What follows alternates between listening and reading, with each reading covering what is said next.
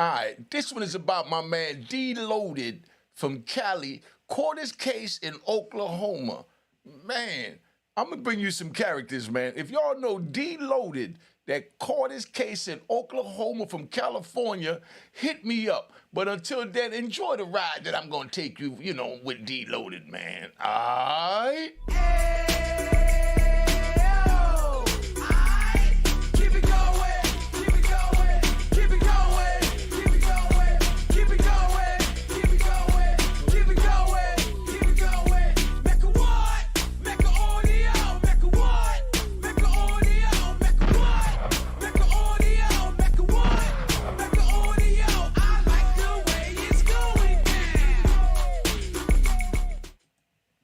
All right, Unique Mecca audio, man.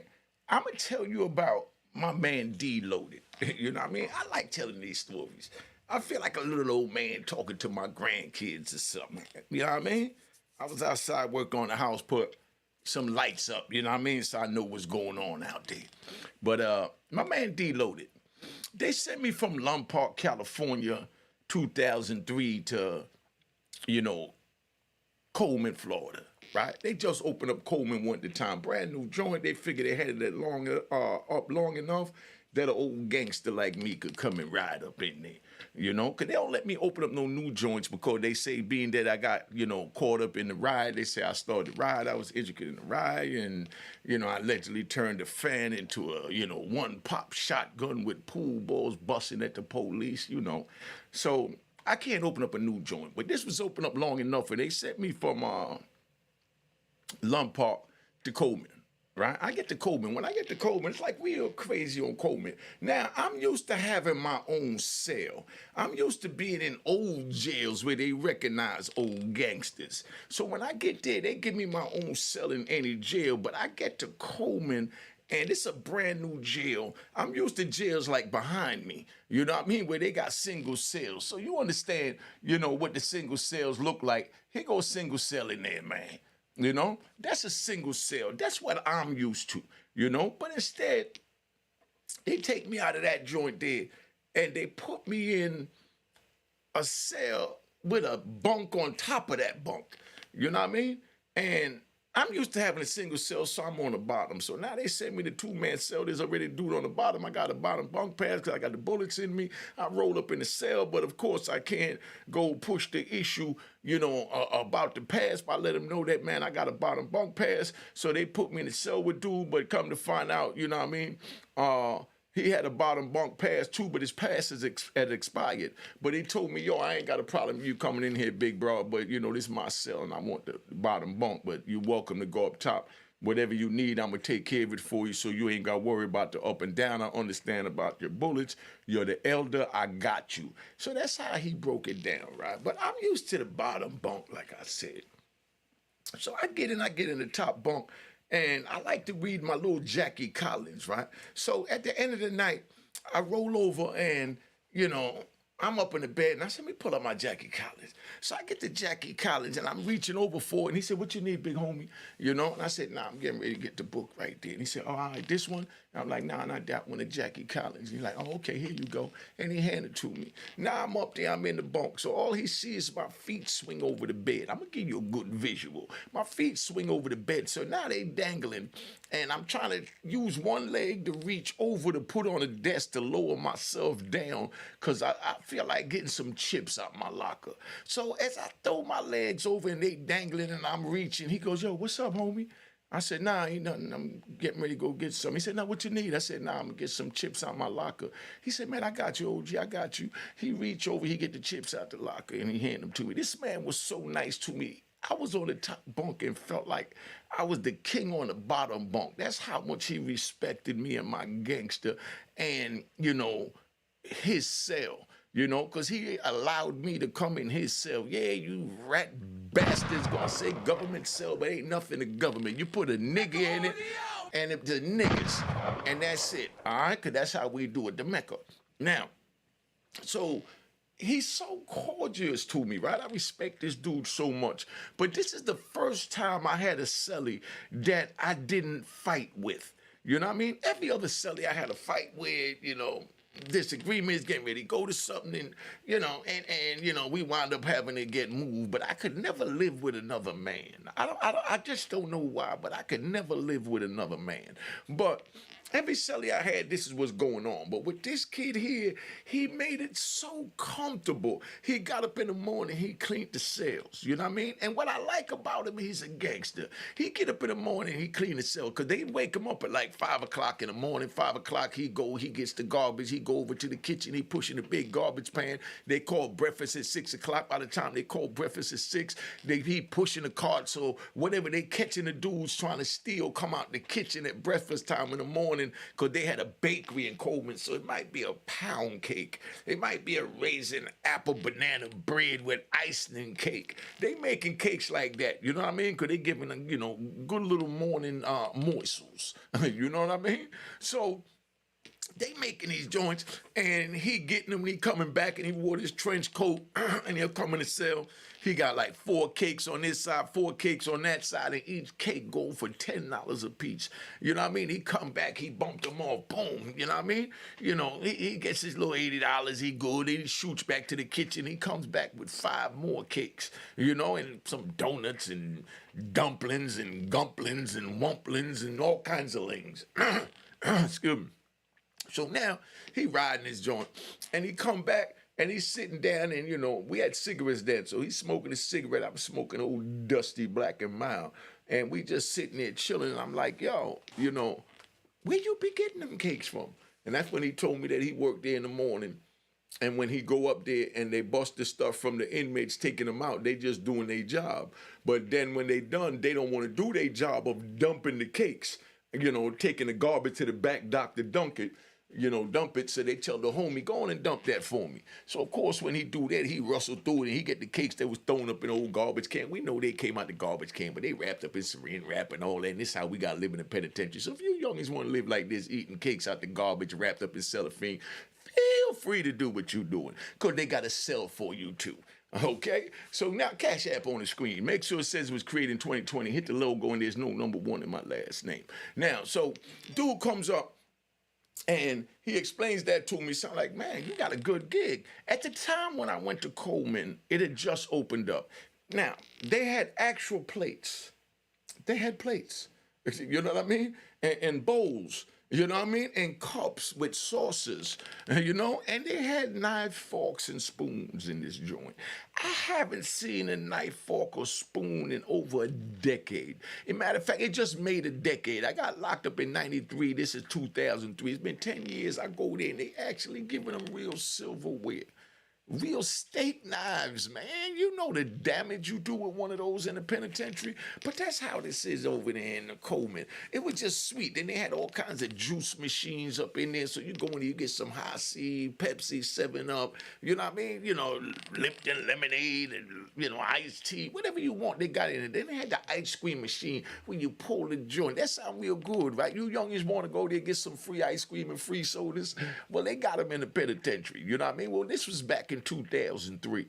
So that's how sweet it was. But it wasn't no other jail like that. So let's get that straight. They just did that because it was a brand new jail. They want to pacify the brothers, keep them good, keep them calm. So while they doing the teaching the police how to search down, do all the crap that they know will get them stabbed, they make sure they feed us and they treat us like kings. So that's what's going on up in the joint. But everything is good now, right? So now, it's beautiful. So now everything chilling, and this dude comes to the compound, and he's from Cali, a tall red dude, you know what I mean? Long plaits, look like something of a menace to society with the plaits, right? So this how he comes in, big old red dude. So he comes in a joint, and when he come in, there's all kind of speculation that he's cypher hot, you know what I mean? That he on fire, that he's scorching. So, it's a new joint, and this is a penitentiary, so everybody trying to keep their car clean and not have no rats on the compound. So the Cali dudes that's there, a few Cali dudes is there with deloaded and all that, and they talking about dude supposed to be hot. So, the Bloods are saying, yo, what I mean? He a Crip. Y'all got to handle that because y'all looking bad. If we got to handle it, then you know what time it is. And we ain't going out like that. We from the West Coast. We out here. We doing our thing in the South. You know what I mean? That down up north. This how they talking. You know what I mean? Amongst themselves. But nobody made a move to move out on this dude as yet. Nobody made a move. But everybody's talking. And, I'm in the cell, with D-Loaded, and D-Loaded is like, one of the shot callers for the car. So everybody coming in the car, they buying their little cakes and donuts he had early in the morning. See how nice and flow this story flow? That's why the Cash App on the screen. The game is to be sold, not told. So now we sitting there, right? So dudes coming in there and they hollering at him and they telling them how they feel, man. They got, dude, man, I'm telling you, they got the paperwork. Dude ain't right. He ain't supposed to be on the compound. He making us look bad. So we got to do something. Woo, woo, woo. The Blood said they ain't doing nothing, you know what I mean? Because it's a Crip business, and if the Crips don't do it, then they do it, then it's going to be an issue, and you already know how that is. We ain't trying to let that get around the system that, the Bloods had to happen to handle nothing for the Crips, and blah, blah, blah, whoop, whoop, whoop, and wop the wop, and, this how they kicking it. So I'm like, oh, man, okay, this getting interesting. But, when they come in, I try and be respectful. So I get up, and start going out the door so he could talk to his homies because I don't want to be involved in Crip business. And, he be like, nah, everything good. You can sit here. So now they started talking in Pig Latin and English, thinking that I don't really know what they saying, but I understand enough of the English broken up into the Pig Latin to know what's going on. I know that it was getting heated and it was time to make a move on dude, right? So now, my man goes back to work, he get the cakes, he come back, and then here come this big old red nigga look like something out of Minister's Side. Look like a red Debo. You know what I mean? A big old, big like Debo, but red. He comes in the cell and he wants to buy cake from my man. And the speculation is already out that he hot. So he come in and he said, yo, what kind of cakes you got, right? So my man said, nah, I ain't got nothing. And he said, nah, I just want to buy a cake. He said, nah, I ain't got nothing for you, homie. And he a Crip, but, he come in there and he give him a hard shoulder. He said, man, I ain't got nothing for you, homie. You know what I mean? Because, the word is already out on him, but he ain't got to say nothing else. So dude's like, all right, so, such and such said you still had, blah, blah, blah. He said, yo, let me say it again. I have nothing for you in this cell. Please leave my cell. That's how he handled it because he was so official, So dude left out the cell, so now the dude, he grouping up with certain dudes that's, in the Crips that's allowing him to be with them, that listening to his stories that he ain't really hot and it's the way it is and that's the way it go. And he's shaking and baking and grooving and moving and doing what he do, you know what I mean? But that's what they doing, right? So they sitting there and they riding with him, but my man D-Loaded in his official men that's, dealing with the principles, men I could call my homies, because it ain't where you from, you know what I mean? It's the morals and principles that you govern yourself by that make you my homie, all right? So now, that's what we dealing with. So him and his homies in there, and they like, nah, son, he gotta go. So they had a baseball game outside. You know what I mean? I know y'all think y'all know where I'm going with. I say baseball game, baseball bats, this and that. But anyway, they had a baseball game outside. So the Crips had a game. So all the Crips on one side rooting, you know what I mean? So everybody cheering for them. They playing the New York team. Fat Manny was running the team. I'm playing shortstop. I'm real good at baseball because check it out. I'm going to give you one of the plays that happened so you understand. So pay attention. Make sure you keep up because we're going to do this like a trivia. All right? So I'm sitting in shortstop. Shortstop is the base in between third base and second base. Now, the base is loaded. Dude is at bat. It's one out. And it's the bottom of the ninth, and, we up by one run. You know what I mean? So now they getting their last bat. They got bases loaded, one out. So I'm sitting there, you know what I mean? So now here comes a line drive, bop, going straight over second. So I'm in between second and third. So I run and I dive in the air. And while I'm running to get the ball, the players is running to move further in the bases. So second base going to third going to home, first coming to second. So I dive over and I catches it in midair. Glove on the left hand because I'm a righty. Catches it in midair. And as I'm catching it and I'm falling, I'm dragging my right foot on the ground over second base. So I got that out from the line drive. I got the out from dragging my foot because dude was already leaving the base, so he left too early. 2 outs. And then to make it look even better, we already had 1 out. I threw the ball from my knees to home plate while dude was running, going towards home plate in New York at the plate, doing what they gotta do. And as soon as the ball hit the mitt, dude hit New York, boom! New York hit him back, like hitting two center blocks hitting each other. And they both just fell to the ground. It was dust everywhere, and everybody's looking for the ball, And New York dropped the ball. They dropped the ball. But mind you, we already had 1 out with the 2 out that I called from the line drive, sweep my foot over the plate. That right there, we won the game. So that play there wasn't nothing but some drama. Gunshots, gunshots, gunshots. That's how I ride, man. I just wanted to ride with you on that one. But anyway, so they got the game out there. That's what's going on. Everybody cheered and all that. So we won the game, but, the Crips was definitely, making noise. So everybody cheering, and the dude they talking about was hot was cheering. So he runs over there to us, go give everybody a hug. And, D-loaded right there.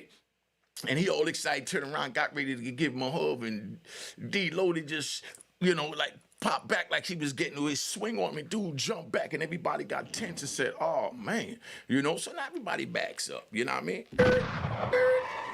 Let's ride. So now we go back in. They say, damn, you see how D-loaded at? Because they don't know how D-loaded act around dude, because D-loaded always in the cell with me. So they don't know about him checking dude when he came to cell, tell him he ain't got nothing for him. He ain't dealing with him because he hot, so he ain't got no run-ins with him, no talk with him, no nothing. So him winning the game, D-loaded winning the game, nigga don't celebrate with me because you supposed to be a rat. You know what I mean? That's how it is in the penitentiary. So now D-loaded sitting there, so we go back in the cell, right? So that night, D-loaded said, yo, I'm going to pack all my stuff up, make sure I get everything sent to me in the home. He telling me this from the night before.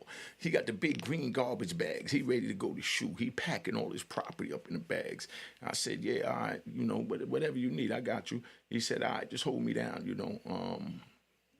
if anything happens, just pack my stuff. So he get up in the morning, he go, to work. He go to work, he go do what he got to do, get some more of the cakes, come back, But he's selling the cakes and, not even keeping nothing in there. He just got rid of them real quick, and that's how the day went, Then by lunchtime came. They had the little lunch brunch. When they call lunch brunch, everybody go to the thing. So I'm out in the yard. I like to play my little blackjack. So I'm getting ready to play some blackjack, and they had the skin table over there to the right. They had the poker table too, but I don't really feel like playing poker. I don't really like poker. But I went over there to the blackjack table, and I'm playing blackjack, and I'm, I got 2 aces, so of course I split them, So as soon as I split them, I heard bop. I looked up, I said, what? It was a lock in the sock. My celly D-loaded, Went and hooked off on the dude, boop, and the dude had a lock in his sock because he figured somebody was going to try and make a move on him because he was hot. And he took out the lock in the sock and he swung it real wild and missed and hit the wall, and he just like, boom, so I jumped back. I said, oh, man, son, everybody back up against it, because we in a little pavilion that's like caged in. So everybody go get their back against the joint, and they backing their knives out, making sure nobody come at them, so, see what's going on, making sure everything is good. This house in the penitentiary, so you youngins want to go there, they got a cell for you. Believe me, they got a cell for you. Come back and tell some really good, unique Mecca audio stories, right? So now, we sitting there, and everybody got their back against the wall, you know what I mean? And all I heard was, and I'm telling you, this dude was big like Debo with red, with big plaits. Man, little D-loaded was up under him, hitting him all up in the chest cavity and the heart. Boom, boom, boom, boom. I said, oh, man. And I'm looking and I'm feeling every blow. Boom. I said, ooh, D. Boom. I said, you loaded. So, I'm talking shit. I'm hollering across the joint, so everybody else don't look at me. They start hollering, too. So everybody cheering it on because there was no police out there. So they having a fair one. Dude got the lock, and he's swinging the lock all wild, trying to hit loaded. He can't even hit the lock. So one of the other Crips, when he swing this so wild, lobbing bull crap with the lock. One of the Crips ran out there and he grabbed the lock, and pulled the sock to get the sock away from him. This dumb, I don't know what is wrong with him.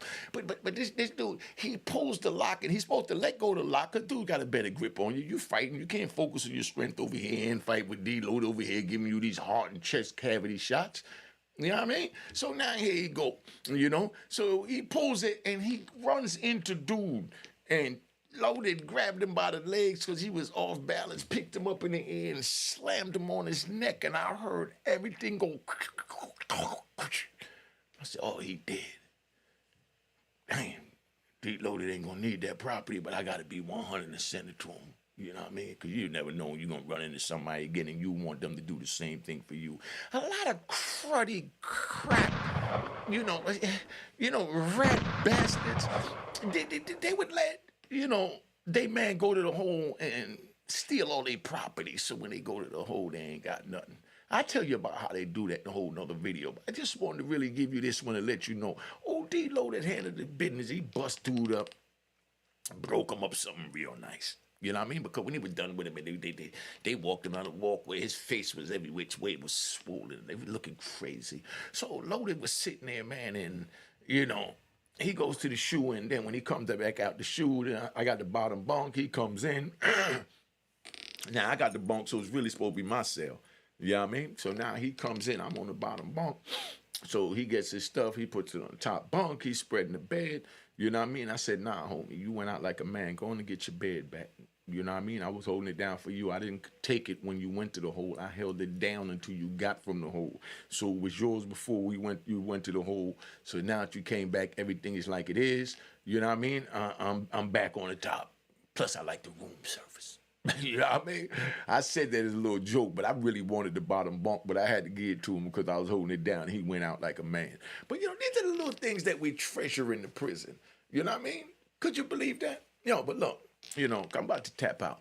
I'm going to start doing my shows over at Unique Mecca Audio TV. Please go over there and subscribe. I'm going to start doing some relationship and some hood conversations and talk about politics and things like that because I don't want to cross them too much with my street prison stories and all that, you know what I mean? So I'm going to do my little relationship joints at Unique Mecca Audio. Look forward over there. I'm going to start doing lives over there too where people call in and talk about their crappy relationship because they all screwed up in the head and I'm just going to give it to you raw. You know what I mean? So if you one of those, but I love a dog ass niggas, I'm going to let you know that too. So don't come over there with your feelings all in your panties. You know what I mean? I want my men to put their boxes on, come, you ask good advice, and I give it to you raw. I might even tell you, let her go. She ain't nothing but a tramp, nigga. You know what I mean? She done had more turns than the door. Now, let that one go. I know you love a dog, but let that one go. But that's what that's going to be about over there. So, let me tap out. Cop the book of Raw and Harlem, man, and know that, Unique Mecca Audio in the house. Like, subscribe, all that crap. You know what it is. And the Cash App's on the screen. All right? Cheers, toast the crime, toast the crime, the crime, the crime, the crime. What?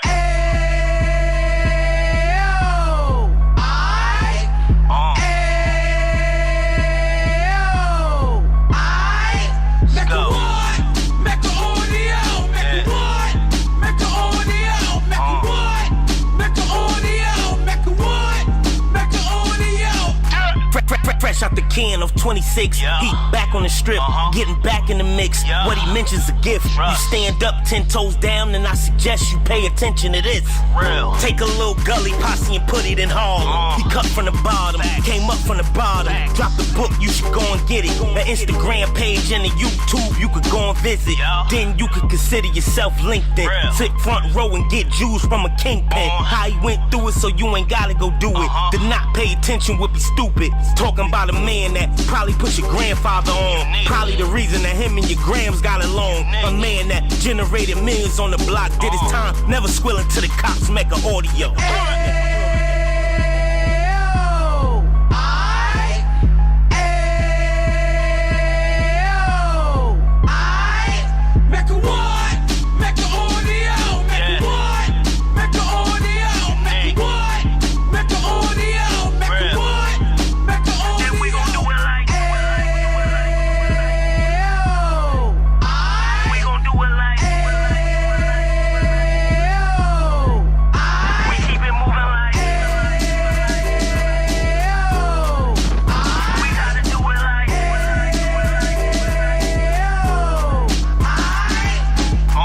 Get it live like 2 G's in the 90s. Drop top beamer so shiny. I let shorty go, she was wine. Treat her like my past, she behind me. Spend a couple bands on the Dapper Dan. You be back again, getting green like a Packers fan. No cap, it's a roaring uptown. They be whoring uptown, Dominican bust downs. Now we on the positive, we got a lot to give. Now he trying to stop the kids from being inoperative. So take heed, homie, lend a ear. He started in uptown, he gon' finish dead. But now it ain't about selling drugs, buying cars. It's about buying property to make the community ours. So we can give back to the youth them. Cause they the truth them. And bless up to all the root men.